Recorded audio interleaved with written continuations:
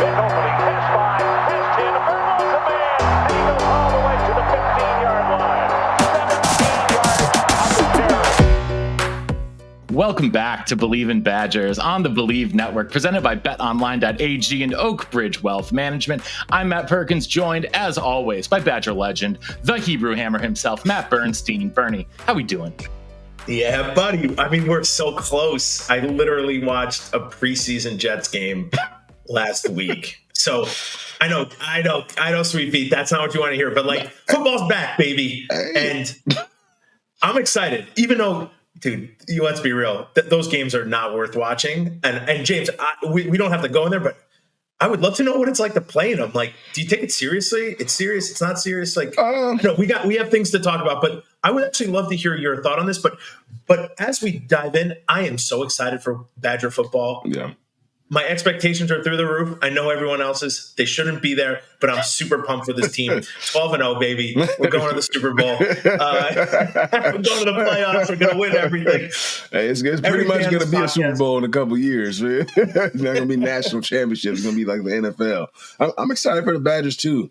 I think they've done a lot of transfer portal, incoming freshmen, recruiting guys from all across, the nation, which is pretty cool. So year 2 for Fickell, the new offense and everything.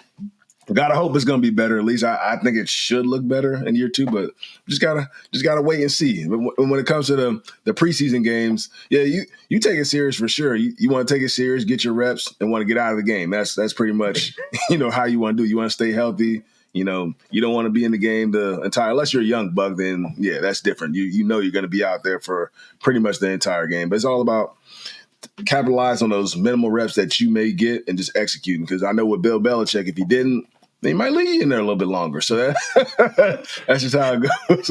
They might leave you on the away field. They just leave you there. He just might.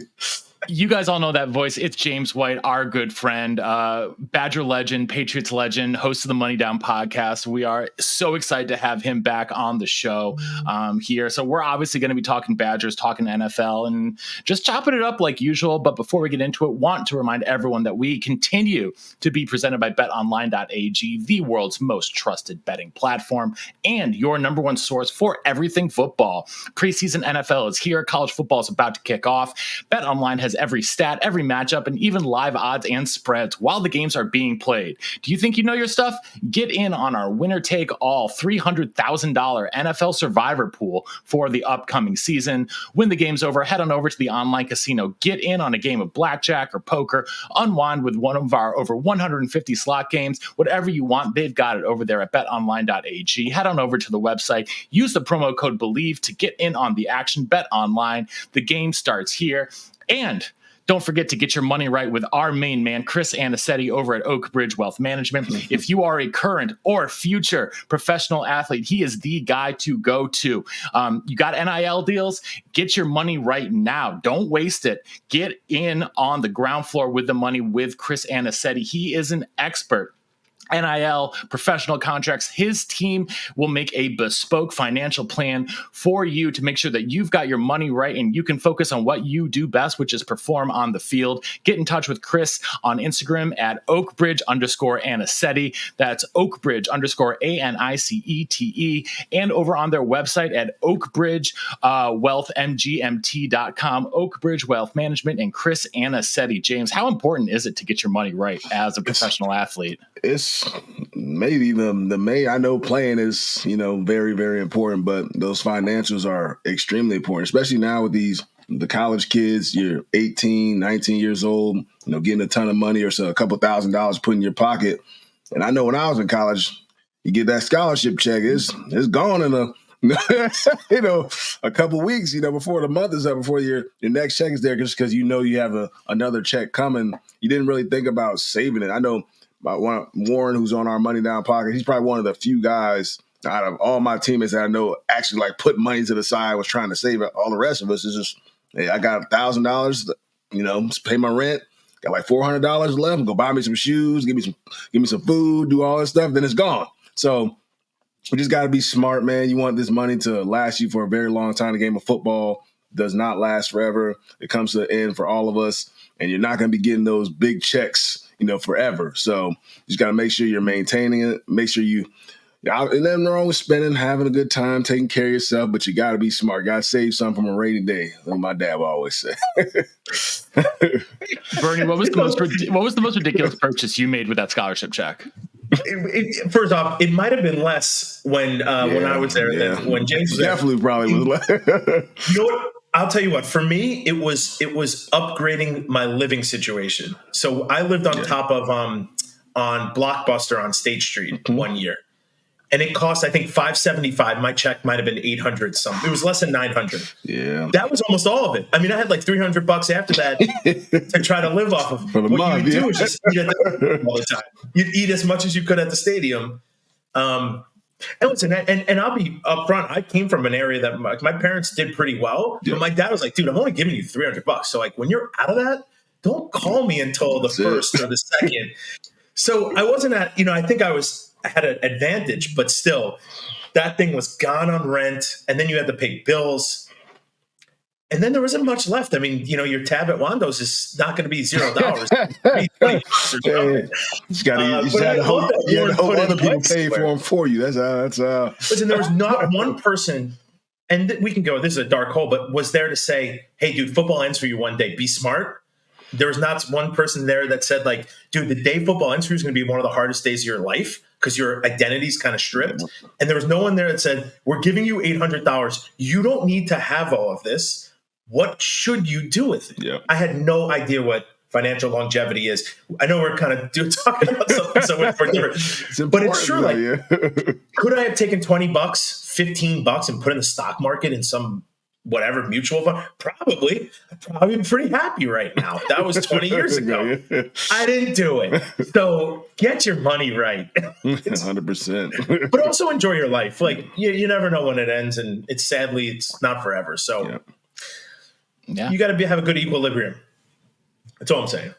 You can be a Jets fan. You're not going to live that long. You can be on the Patriots team and win a bunch of Super Bowls. You're going to live a long time. You're going to be prosperous and have Wait, so I got to jump in, Matt Perkins. I'm sorry. That's what we're here for, bud. So SweetFeet. Dude, I randomly pulled up Apple TV, maybe it's HBO, and watched the Giants offseason. And I was like, this is going to be so boring. They don't do anything in the offseason. This show is crazy. You're basically betting on human beings and trying to figure out how to pay. How crazy was your experience in the offseason, either with a front office and then with what you're doing? Because that show blew my mind with how many people they have in these offices to do these jobs of just finding a human being to be an O-lineman or a running back. It's nuts. It was pretty interesting. I thought the Hard Knocks in the off season was awesome because I never like sat in those meetings. Like I've been a part of like negotiating my own contract, but it was fairly simple. Like my agent and the front office at the Patriots, they're pretty much on the same page. So it didn't really take too long. I wasn't a guy that was making $20 million a year, $30 million a year, and I wasn't gonna over ask for or try and get as much money as possible at that time. So it was fairly simple for me. But watching that, like when it came to them kind of deciding between like a Saquon Barkley and a Daniel Jones, should they try and keep a guy who was pretty much the heartbeat of their offense, the heartbeat of their team, Saquon Barkley, when last year they paid a guy who's still trying to figure it out in the NFL, $40 million.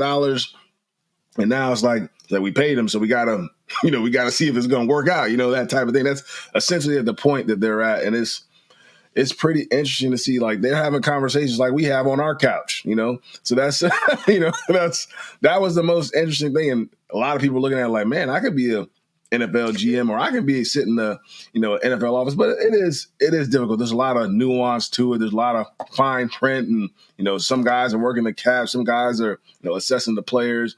There probably is way too many damn people hired on those staffs. Too many voices, being heard. But there's tough choices that have to be made, and I think it's cool to see because I've always kind of aspired to be a GM, and looking at that, I know damn for sure I think I could. Well, you're my vote, dude. I just thought it was so wild to say like you can't always get the best guy you want because there's these other. First off, you have the cap. There are other guys there are other teams who are fighting. Like the Jets took Tyrod Taylor, and they're sitting in there like, oh, Tyrod's gone. And they're like, what are we going to do? You're like, wait, what? This is so cool. And I was like, we're a couple months after. So I'm like, the Jets have Taylor? I'm like, do we? And then I'm like, oh, yeah, I remember that from 3 months ago. But it's just so interesting how quick things happen, how it's like the transfer portal, but it's just so – I just found it so interesting. And the guy, like you, who basically – I think you played the whole time in New England, New England. Like, how special is that to say I did have negotiations. They loved me enough to keep me throughout my whole career. And I loved it enough to stay throughout my whole career. Yeah, I was very fortunate. I always say that now, like with the nature of the NFL, there's guys, going to different teams left and right. Because that's, just kind of what it is. Guys, if they're trying to maximize their money, which I don't fault them whatsoever. Teams are going to maximize theirs. You try and maximize yours. And if you're a top dollar guy, there's a good chance you have the potential of going, to a different team. So I was lucky enough, never had to uproot myself, my wife, my family, or anything like that. Even coming off a hip injury, I was fortunate enough that Bill Belichick gave me another opportunity. I didn't end up playing. I ended up retiring, that training camp because I didn't feel right and I didn't want to force myself out there. But very fortunate to be a part of such a great organization, and then for to believe in me, early on from the start, and even coming off a major injury. Well, you have two people here named Matt that believe in you big time enough to have you as the second running back drafted in the best of Wisconsin spread offense. Yes, sir. I don't know, James, if you saw that, but I did. I took BC and then I took you, and there is nobody like you two left at Wisconsin ever. And I think that is so cool. So I just wanted to say that because, dude, it's so special. And it kind of catapults in. Well, what do you think about being drafted number 2 out of all the running backs in the spread offense? Yeah, it's definitely an honor because there's a lot of great backs, when it comes down to it. But I definitely think myself and Brian Calhoun, with our versatility, I think we do have the advantage over some of the other guys. Some of the other guys are a lot, better runners, a lot more productive when it came to the college game. When it comes to that Phil Longo offense, giving me space like that, screens, lining me up a receiver. Oh yeah, well, let's talk about that offense, bud. Like, what are we gonna say? But the thing about it is, I didn't want to go to a spread school in college, so that that's a hey. Well, one of the things, though, James, is that, you played as a true freshman. You got a lot of snaps as a true freshman. And Wisconsin looks like they have 2 true freshman running backs who are going to be getting a lot of snaps in Darrion Dupree and Dilin Jones. What advice would you have for those guys who are coming straight out of high school? They were not there for spring camp. These guys are true freshmen. They weren't, they weren't early enrollees. What advice do you have for those guys? Just put your head down and work. Be a sponge. Don't talk too much. I think that's what upperclassmen, guys, coaches hate. The young freshmen come in there. They think they know it all. You had your stars. You did this in high school. Nobody really cares about that anymore. We're on an even playing field. So be a sponge. Work as hard as possible, and limit making the same mistakes over and over again. I think for young guys, coaches, that really pisses coaches off. You missed the protection. You missed the will. Today. Correcting the film room, I'll be missing that wheel tomorrow. And I'll be missing the wheel the next day again on the same protection. So I think that's a hard thing as a young player, is just limiting those mistakes. There's a lot being thrown at you. You're trying to learn the offense. You're trying to learn pass blocking. You're trying to learn the run schemes. You're trying to learn the routes, the formations, and all that stuff. So it's a lot being thrown at you. Just soak it all in and just work. If you just do those simple things, you'll be just fine. And once you get into your sophomore season, things will slow down a lot more for you. Yeah, I totally agree. I think the sponge thing is huge. Once you get the mental part of the game, you know what's going on, and you can start visualizing it and seeing it, and you feel confident with the play called. If there's a motion, you know what you're doing, then you can play fast. And until that point, just have a good time, man. Ease into it, have a good time. Be a sponge. But, dude, you're going to play, take advantage of those reps, but just enjoy every second of it. I'm into this big, enjoy it, because all I have is dreams of Wisconsin where I can't find my helmet or I can't find the field. You got to have fun. Got to, man. It's because football's hard. If you you're going to overwork yourself. If you're so too overly focused, you're not really having fun with it. then the production and the performance probably won't be there. You'll probably be gassed week 4 and, you'd be homesick and all this type of stuff. So you got to manage your expectations, have a good time with your teammates, get to know your teammates too, man. They've all been through the same thing that you're going through in your freshman year. All those guys have been through it. So just talk to them, and that'll help a ton too. So James, when the offense switched, what were your thoughts immediately? Were you excited, sad? I was. It's a little in between, I guess I would say, just because, this is what college football is. But I always thought our advantage, was the way we played, because teams weren't seeing that, every single week. When they faced us, it was a lot different than what they were seeing every week. Now, pretty much everybody runs a spread offense, so we're more of the same, but we're not necessarily built for it, just yet. So, as the years, this year 2, it should be better. Then hopefully by year 3, you get your guys in there, you finally get a stable quarterback or something, and then maybe you look like a well-oiled machine. So just, for me, it's exciting.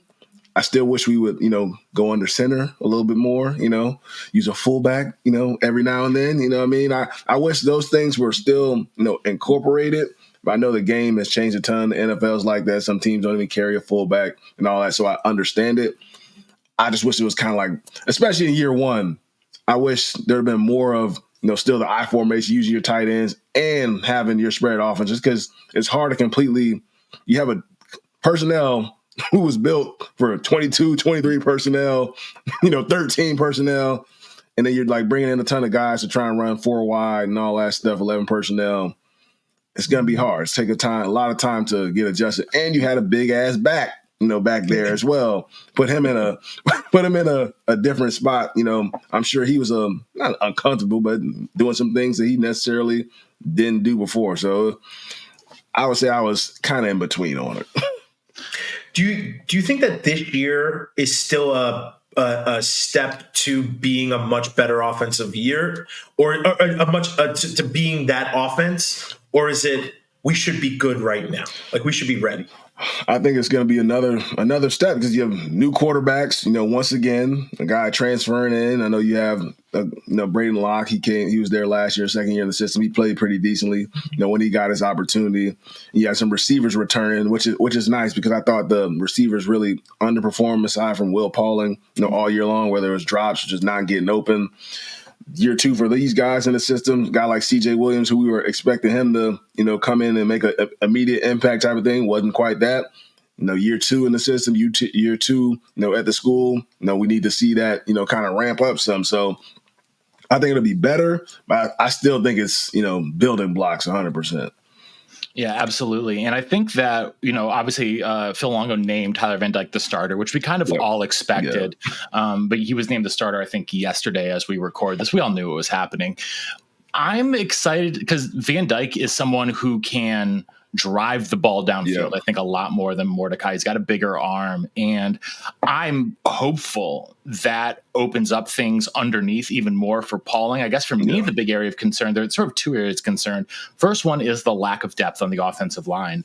I mean, with Riley Mallman being nicked up in camp, they might be starting a true freshman at tackle. And if game 3 comes around and they're playing Alabama with a true freshman playing tackle, that could be really interesting. As good as Kevin Haywood is, and I think he's one of the best tackles to come into the program in a long time, man, like that's going to be a tough ask. But someone actually, speaking of that Alabama game, I forget if it was you and me talking, Bernie, or if it was James, you and I were talking.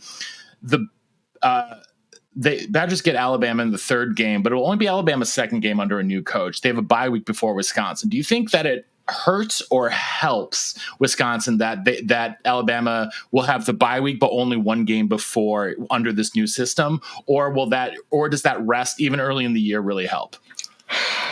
Yeah, the rest of early in the year, I don't think it really makes that much of a difference at that point, but I think it's to our advantage. You catch them early on in the season, second game for that coach. They're still really trying to get in the groove. Yeah, I said it, once Saban left, I said, this is the perfect year for us. We get them at home, new coach, new system, guys still trying to figure it out. I know we're still trying to figure it out too. Not like we got everything figured out, but I'm not going to say it's like an even playing field, because I know they'll be favored probably by, touchdown, 10 points, maybe whoever knows what the spread will be. But yeah, I think we have an opportunity here, and we have to win these type of games to take it to the next level. I know when we were there, Bernie, when you were there, you have to beat these top dog football teams, especially with the way the conference is going. No more divisions. You can't be winning 7-8 games and make it to the Big Ten championship anymore. You gotta go toe to toe with the top dogs and be able to win these types of games. And this year with the Big Ten expanding, you're going toe to toe with bigger top dogs every week, almost every week. And if we could take anything from last year, Indiana and Northwestern and Purdue, none of these games are pushover games anymore. Sometimes they used to be. You had to go and compete, but now any team could win. With the transfer portal, and one guy has a good game. Who was it last year? The Indiana guy was Indiana. McCulley, the receiver, number one, and he killed us. But the quarterback played so well. And I'm like, who the heck is this guy? And they're like, oh, this is his sixth school and his second time at Northwestern or whatever. And you're like, what these guys? But I agree. So I think the warm up games for us, it's helpful. We need the practice. We need to see the speed, especially going against Alabama. They might not need to see the speed. Physically, they might be, physically, individually, you get a bye week, you're going to feel better. Yeah. But I think we will be ready to play our brand of football maybe a step ahead of what they're doing. Now, does our skills match up with, Alabama's skill? I don't know. Yeah. I think offensively, yes. I don't know about O-line, D-line will be a struggle for us. I think that's going to be it. Do I think Ches Malusi's the best guy on the field? I do. Do I think Van Dyke? Maybe. Do I think our wide receivers are awesome? Pauling's probably the best wide receiver. I would say yes. Yeah. I have high hopes for these guys because I think the wide receivers are the equalizers. Yeah. Like they are deep and they are good. And if we just get balls in their area, I think they're going to make plays. And that it's kind of like the NFL. I'm like visioning Kekahuna comes in and makes some huge plays. I like him. He did his thing in the bowl game. I like him. He did his thing in the bowl. CJ Williams is a big playmaker, and we didn't ask these guys to produce much.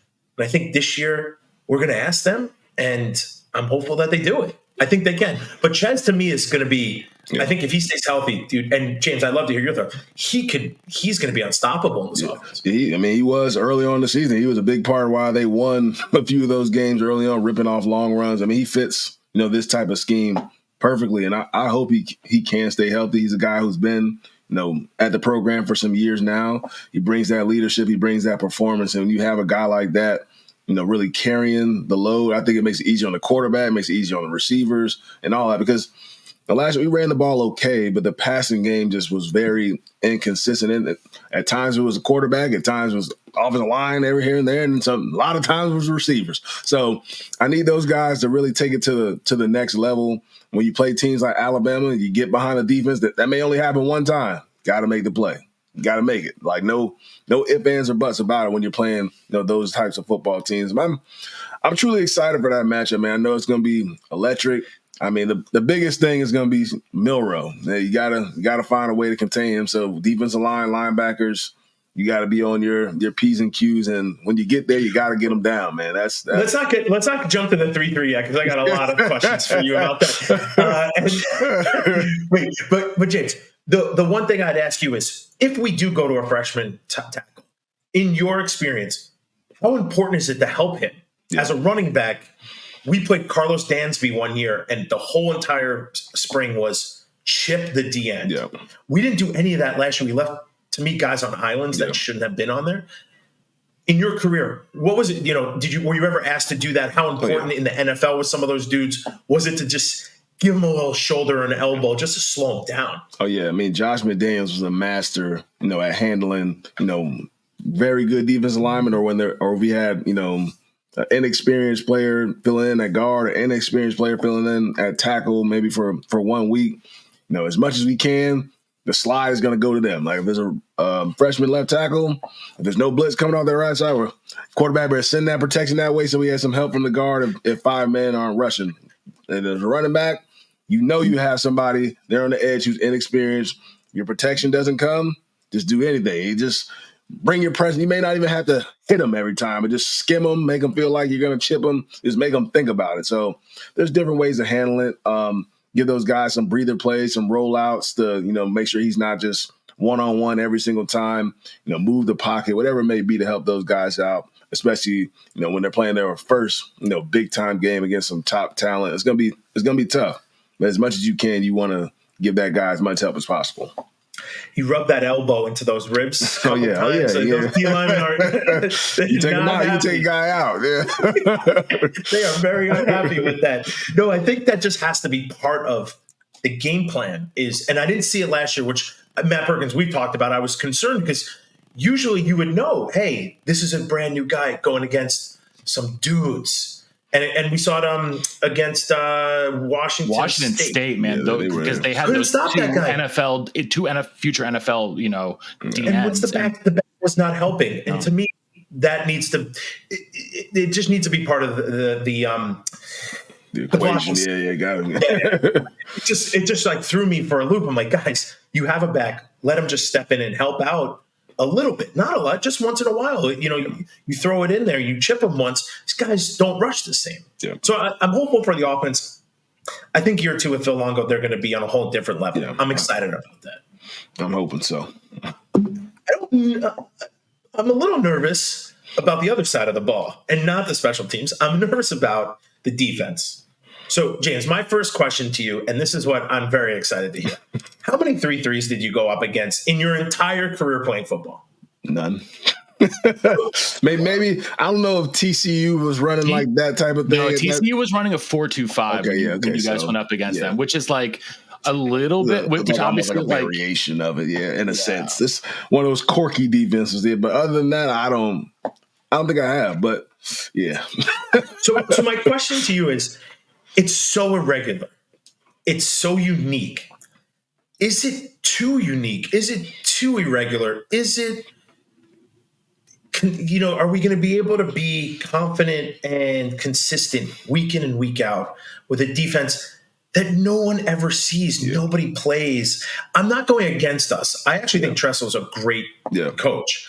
I'm just nervous that the 3-3 is like one of these AP, European classes in college that you're like, how did I get in here? Who put me in this class? So, James, I would love to hear your thoughts on like the 3-3 just in general. I mean, I don't necessarily have a problem with it. I think it's all about having the players that fit that scheme. I think that's the only way you can run a 3-3-5. You just have guys coming from a 4-3, 3-4 defense trying to run 3-3-5. It's probably not going to work. So you got to have the personnel.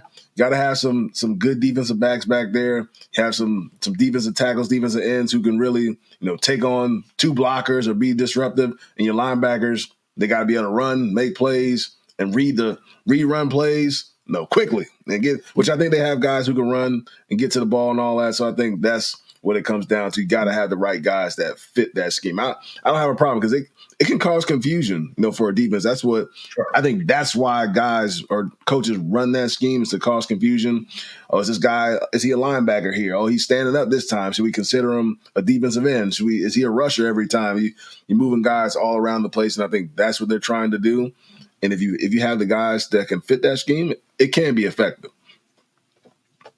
But you really gotta blitz. Yeah. You have to drop random guys. I mean, you have to be so versatile. Yeah. In my brain, I'm sure in Coach Tressel's brain, it does work. Yeah. Like if you're dropping a DN from the backside and rushing an edge rush, I mean, it is so dude, we lost against UNLV in like 2003. They were in the 3-3-5. It's very confusing. I also was raining, and I just think we just went into that game like UNLV. Yeah, we're gonna roll the helmets out. These guys are 3-3. What a joke! And but I think there is that. Yeah. My concern is it's only year 2. So in offense, I think usually, James, and every time I've ever been to camp, the defense is always winning at first. Yeah, like always, they're always ahead of the offense because you're installing, you're trying to figure things out.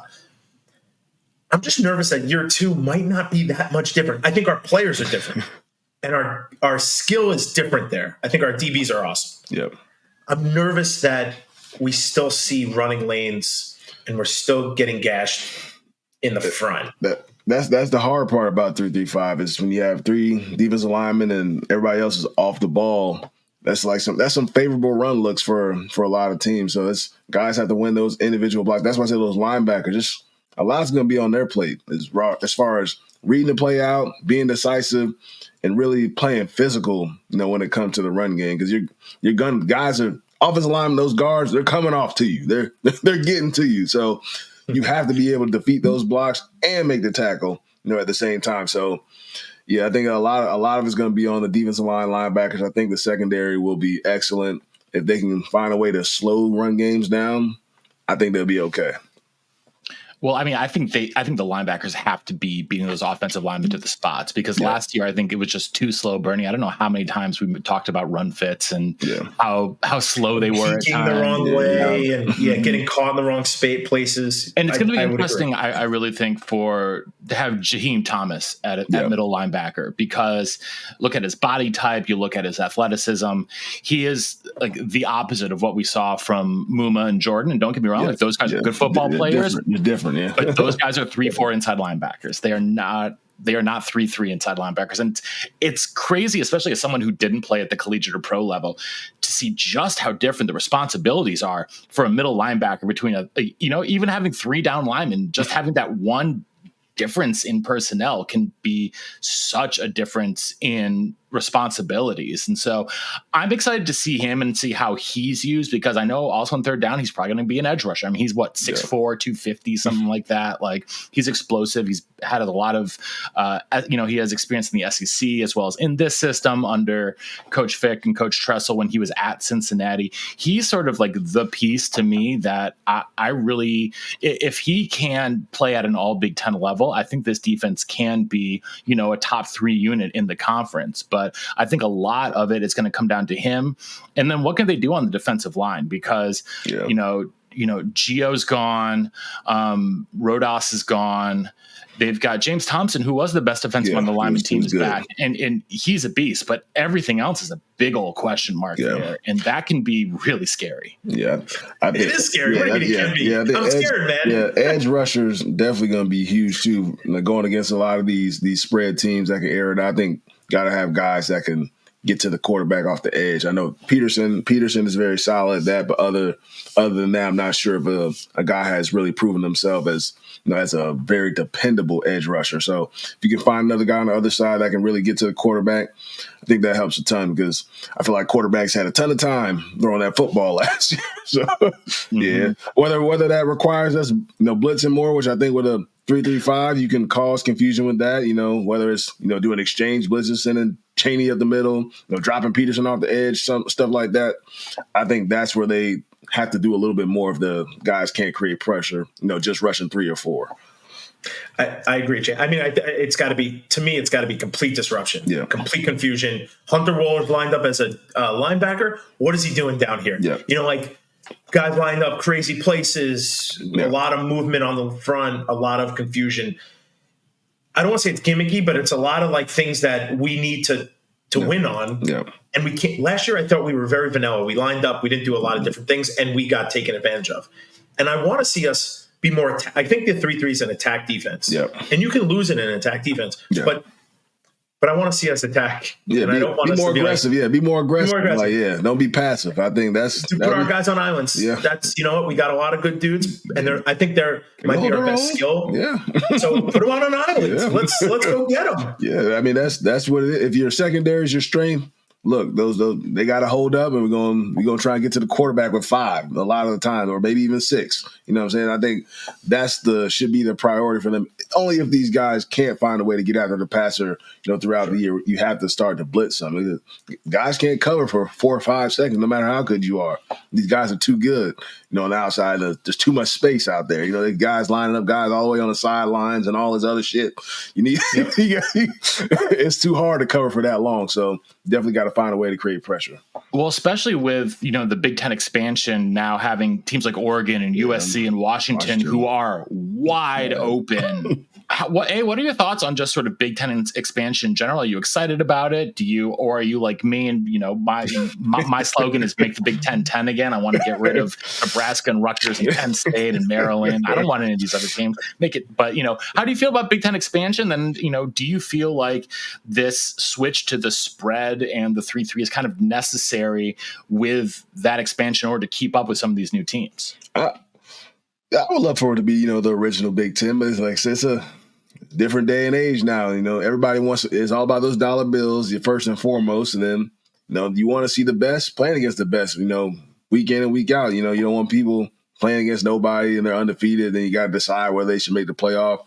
Now you have to face at least 3 or 4 teams that could potentially make it to the playoff on your schedule. You can't avoid it. So I think that's the good part about it. And I do think going up against the spread offense in practice, during training camp, it's going to get these guys prepared for what they're going to see, 95% of the time. So, and there's some good football teams joining this conference. USC, we'll see what their defense looks like, new defensive coordinator and all that. But we know they always have playmakers on the outside, always have backs and a solid quarterback, which Miller Moss, I think he's pretty talented. He did his thing in his bowl game last year. Oregon, they're going to come in. I think they're going to take the league by storm. I think they're well equipped, for Big Ten football. So I'm excited to watch them. Washington, they lost a ton of guys, so I'm not sure, what we're going to see from them. Although I know a lot of coaches on that coaching staff, so I know what they're all about. So I know those guys they're going to be prepared. I can tell you that much. So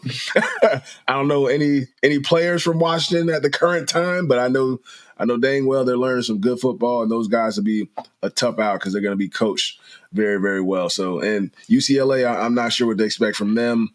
I know Perk. That's. I mean, Deshaun Foster's first season as a head coach, and probably the least amount of talent out of those 4 teams. I know a lot of guys transferred out of there too.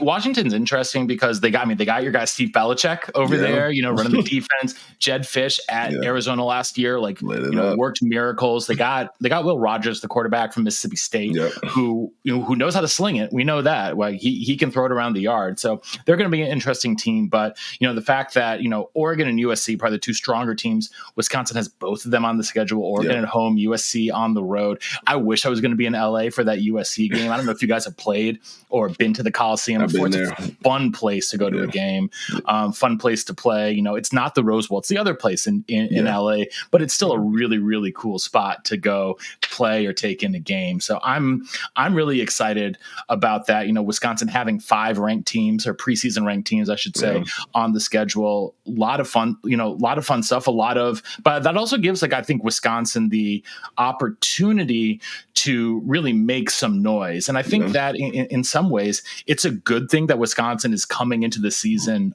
unranked, James. And, how do you feel as, I mean, when you were there, you guys had pretty high expectations every season, but, Bernie, you had, some of your seasons, you guys did not have those expectations being as high, especially coming off, you were on the team the last time they didn't make a bowl game. So what was it? Bernie, every year we go to a bowl game. I know. Bernie, I was also on the team when we lost the Axe, for 20 years or whatever. Bern, what's it like to sort of what's the difference between being on those teams that don't have necessarily the preseason expectation versus the ones that did? It's interesting. That's a great question.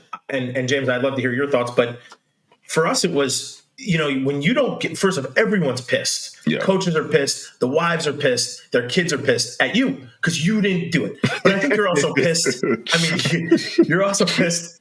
Cindy Alvarez wasn't like, hey, Bern, what's up? They're like, we didn't go to a bowl game. What are you going to do about it? Yeah. So, and I'm joking because I love Cindy, but dude, you were pissed at yourself, right? Like you didn't play well enough to go to a bowl game, and the whole point of college football in 2001 was to go to a bowl game. Yeah. And we're just coming off. We're 2 years out of the Rose Bowl, so the expectation was high. So when we didn't make it, the expectation was this can never happen again. Like this is not Wisconsin brand of football. How dare we let this kind of slip? I did redshirt that year, and I gave a great look on the scout team. but and we had a great team on paper. We had some great guys. I mean, I can't even believe we didn't do much. We had Lee Evans, we had AD. Our O-line was sick. We had Bollinger. We lost close games, and we went, I think, 5-7. You also had the shoebox. The shoebox was from the year before. The year before, yeah. So we hangover from the shoebox. It was, and it might have been that, right? They didn't go to a bowl game, I don't think, the year before, or they did. They went to what's that bowl game in New Mexico? The New Mexico Bowl. The New Mexico Bowl. No. Whatever. It was the horrible bowl that they went to, and they said they never want to go back to it.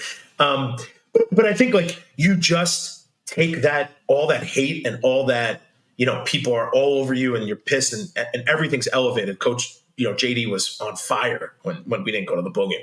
And you come in, you're like, we're going to crush people next year.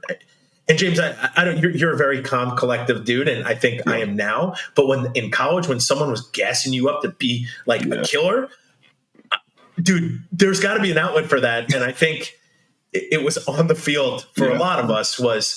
Even when dudes in the bar, like you suck. You're like, I'm going to kill somebody right now. And so I think that built up, and it kind of transferred into like season after season, and sadly, we never went to the Rose Bowl, but we were 9-0 in one season, and we had, we were much better after that game. I think because of that season. Yeah, I think when the expectation is there's like a standard set, from the coaching staff, from the older players. It's kind of like the floor, which the floor is pretty high. It's like we winning at least 9 games. Like we got to make it to the Big Ten championship. We're trying to make at that point to try to make it to Rose Bowls. All that stuff. That was like the standard for our football team, and you wouldn't accept anything less. I was fortunate enough to be on pretty good football teams. I think aside from like my junior year, we still made it to the Rose Bowl. Probably should have never really been there, but got the opportunity playing the Big Ten championship and won against Nebraska that year. But yeah, that game made y'all deserve the Rose Bowl. I'm not gonna lie. After that one, 70 points. 70 points. That game was ridiculous.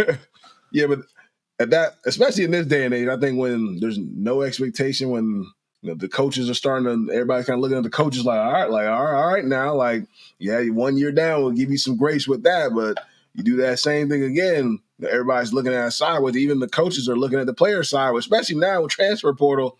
I need y'all to come on with it, or I'm gonna have to find somebody else and come in here and do it for me. So I think the pressure starts to rise a little bit in the building. I think guys are itching a little bit to get out there, but it's going to be fun. You're the underdog. Nobody's expecting you to win some of these big football games, and you feel like you have something to prove.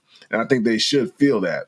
And you have a tremendous amount of opportunities this year where you don't have to just think you're cakewalking through these games. You got to come prepared, ready to go, home, away versus some good football teams, and going to be put to the test, and I think it'll make these guys better. I think it's the perfect year for them to go through this type of storm.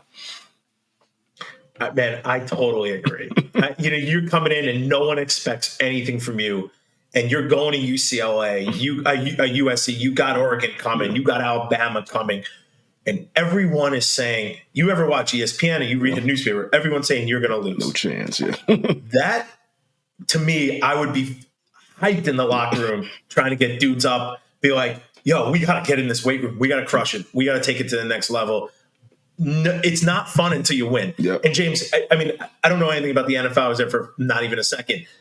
But it's only fun to win football games. Yeah. Like winning is the fun, yeah. That's it. There's no other fun. It's not fun to practice. It's not fun to go to to go work out every day. Like none of that. It's not fun to go to school unless you win. And then everything's worth it. Yeah, man. And college football has become that. It's not, dude, high school football has become that because now you got to get into college. Yep. So sports have not become fun anymore outside of some of them are. But really, if you're being serious and you want to take it to the next level, dude, sports are a business. Yep. And I wish that people would. I mean, when I went to high school, I had the best time of my life. We won a lot and expectations were high. But we also had a great time doing it. Yeah. And I had a great time in college. But you figure out in college, it is hunt or be hunted, Matt Perkins. You see how I did that? I love it. I absolutely love it. So James, we're going to get you out of here on this. First of all, I want to give you, I want a forecast. How do you see the team ending up this year record wise? And then I want you to talk a little bit about Money Down and what you're doing over at Money Down. Okay. Ooh. All right, win total. I think I've got the schedule. We can do wins loss. I got the schedule right in front of me. We go win loss. We do that. We can that'll make it easier. But I'm expecting like eight or 9 wins. That's what I'm trying to see. I think it's reasonable. I think we can get it done. I truly believe that. It's going to be some tough games, but I think we're built for it. I think, look, you gotta be able to embrace that challenge and nobody's expecting you to win, and you got to feel like you belong when you step out on the field. I know that's what it was for me. You know, at Wisconsin, we were good, but a lot of the same time we faced some of those better schools, people still wouldn't give us a chance when it came to that. So as players, you got to understand, like, look, we play Ohio State or we play Oregon. I'm just like these dudes. I can go to war just like them. I can make plays just like them. I can go 1-on-1 against their defensive line. I can go 1-on-1 against these corners, and I can win. That's how you got to feel, you know, in those types of matchups. And I hope that those guys, you know, really embrace that challenge when they step foot against Alabama. Like, don't be looking like, oh man, like these dudes big, which they gonna be big. They gonna look the part, but you can't let that like get in your mind and Dude, all that stuff. That is Penn State. Penn State always had the pads that were elevated. They always looked the part. Dude, I love it. First off, James White for captain and speak before the game. You just got me ready to like go run through Alabama's front.